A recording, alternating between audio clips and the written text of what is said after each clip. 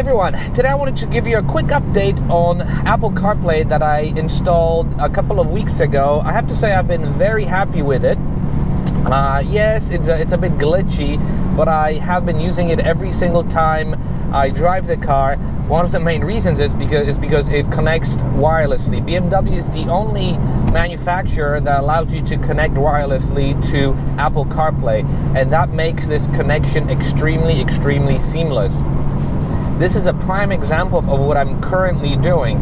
So I've got my Waze that's displayed on the screen, and I've got next turn directions on my phone. So it's so if you have a clip here on the side, and this could be an extension of the map, which is one of the best features that I have. Of course, you don't have to keep your phone on all the time. You can turn your phone off and the map still stays.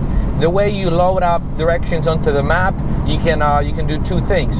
You can load them up directly onto the app on the screen, or you can put it in your phone and then hit go, and it's going to transfer automatically onto the screen. Police reported ahead. And it's going to take you there.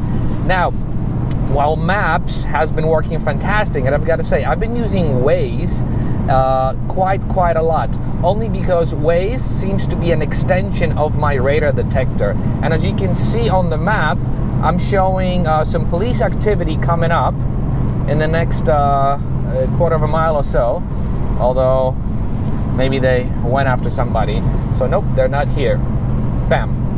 So you can also mark locations on this. It's very cool. So while map is fine, two things that bother me with maps are the following. The fact that they don't stretch throughout the whole screen. You always have to do sort of split screen, so I always keep my clock over there. And two, yeah, it tends to be a bit laggy, but nothing to be worried about. One of the things that is sort of concerning and not completely polished is the message function. So if I go to messages, so I've got a couple of people that sent me text message. Let's see. My buddy Mirza, who's a Purple Heart recipient, by the way. Thank you for your service, Mirza. He sent me a message. Let's see what he said. Mirza White M3 Purple Heart sent you new messages. So on my way back and just can't stand the brake squeal like it's so bad all of a sudden. Velo 20 mph, it sounds like trackpads. Now not sure what is causing this. Betting was done properly. Any clue? It's these 2,500 paxes. They shouldn't be squealing like this. Pads. Would you like to reply? Yes. What do you want to say?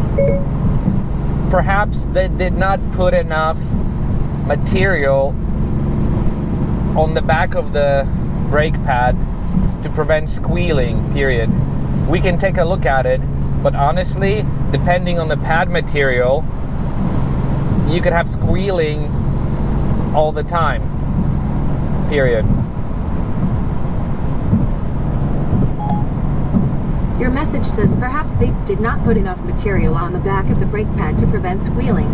We can take a look at it, but honestly, depending on the pad material, you could have squealing all the time. Ready to send it? Yes. Okay, it's sent. And this is when issues happen. So look, if I go to Maps, see it freezes a little bit. The maps don't transfer seamlessly. There we go. So it took a while for it to transition from messages to that. But honestly, that is the only thing that happens. It's sort of the screen freezes every once in a while, but that's it. I use it a lot to dictate text messages, just as you saw a second ago. And then what you can do is the following: if you hold the what is this button? The command button. Stay to the left. Then stay to the left. Hold it. Hey Siri, what is today's weather? I don't know where you are, but you can show me.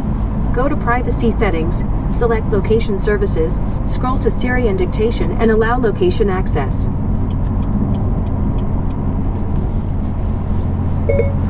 So this goes to show you that it enables location services on Apple Maps, because weather is based on Apple Maps and all that stuff. See, the screen froze again. It doesn't know where we are. Let's see, is it gonna unfreeze? Send a text message to Mirza.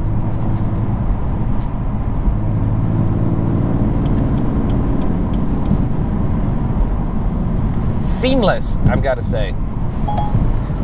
All right, let's get out of it. I'm afraid I can't search the web while you're in the car. Okay, let's go back. Again, screen went blank for a little bit. See, this is one of the issues. It went blank. It's waking up. There you go. It just woke up. Looks like we're going to be taking Garden State. Let's try this again. You hold this button.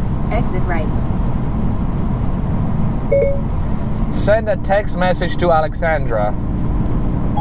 What do you want to say? That is so cute, period.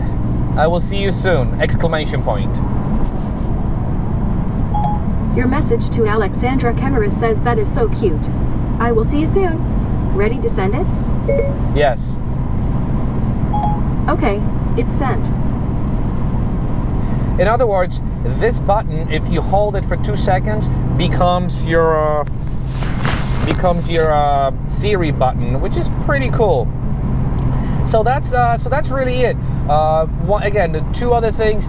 When you're driving this 1.8 miles. This displays to exit 52 Garden State Parkway. When you're driving, this displays your time, which is kind of redundant here, but also your cell signal level and your battery level on your phone, which is kind of cool. Overall, I've got to say I've been very, very happy with it. The home screen on my Apple CarPlay looks like this. So I've got my phone, which is your contacts and all that stuff, messages, Google Maps, which I don't really use that much anymore, as I said, Waze, Apple Maps, which I haven't enabled location services for, Pandora, which is actually glitchy, and exit right. And BMW app, which brings you to the home screen. Check this out. See, it brings you to the home screen, the OEM home screen. And to go back to Apple Play, we've got that little button here. So you click on that and it takes you here. On the next screen, I've got Audible, now playing, and music, which I do not use. So let me show you Pandora here. Okay, Pandora, let's see, stations of... Oh. I guess it fixed itself. Yesterday when I was playing with it, it wasn't working. All right. So it looks like it is working. Let's go back to the maps. Okay, we don't want to get in trouble with Apple. Exit right to exit Garden State Parkway. See, how do I pull? I don't know. How do I stop Pandora? I really have no idea how to exit Pandora. To the right.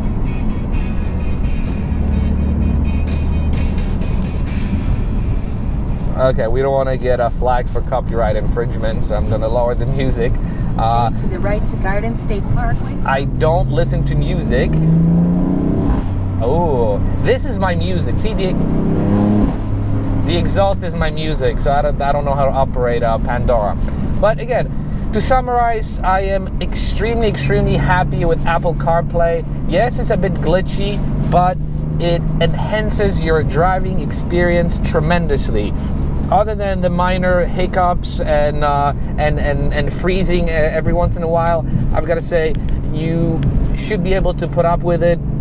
This is miles ahead of what the OEM platform is like. Although the OEM iDrive 5.0 that I currently have is not bad at all. One of the things that I am sort of missing is when I used to put my navigation directions onto BMW's screen. I just got hit with laser. Huh. I guess there's a cop somewhere that hit me with laser.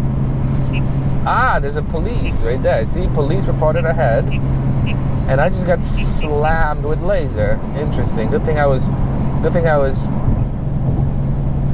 not speeding. But anyways, so what I was saying is when I used to put directions into my car's navigation here, I would get arrow displays on my heads-up display. That's sort of one of the things that is missing from this experience. But other than that, I've got to say I am very, very happy with it. I always use it, and if you have the option of downloading it onto your car and using it, I say do it, because you will be happy and it will really, really enhance your driving experience. So on that note, let me know what you think about this down in the comments below. Subscribe if you haven't, and as always, thank you very much for watching, and I'll see you in the next video. Bye bye.